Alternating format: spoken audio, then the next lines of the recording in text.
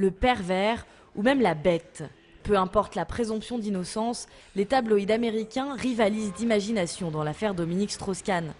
Dans leur titre choc, de plus en plus le même adjectif, français. Je pense qu'il y a une part de vérité dans tout ça. Les Français ont mauvaise réputation.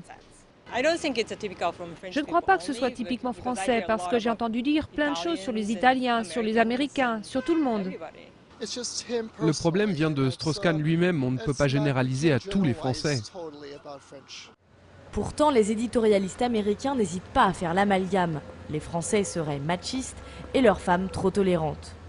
Pour cette conseillère conjugale de New York, c'est surtout que la séduction n'est pas perçue de la même manière des deux côtés de l'Atlantique. C'est vrai qu'en France, c'est quelque chose qui est accepté, qui est toléré, qui est même valorisé. C'est pas mal d'être un homme qui plaît aux femmes ou qui séduit les femmes, alors qu'ici, c'est tout à fait codifié. On a beaucoup de lois par rapport au harcèlement moral dans les entreprises, partout, et on fait très attention à ça. Pourquoi? Pour protéger les femmes aussi de tous les problèmes de supériorité.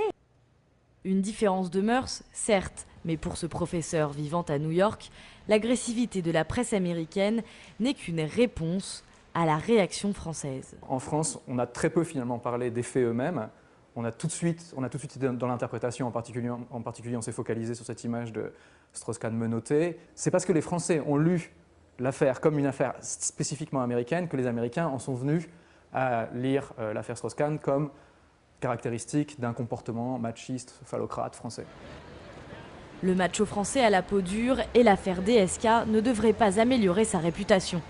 Dans un pays où les valeurs conservatrices semblent encore régner sur la presse, mais pas nécessairement dans la rue.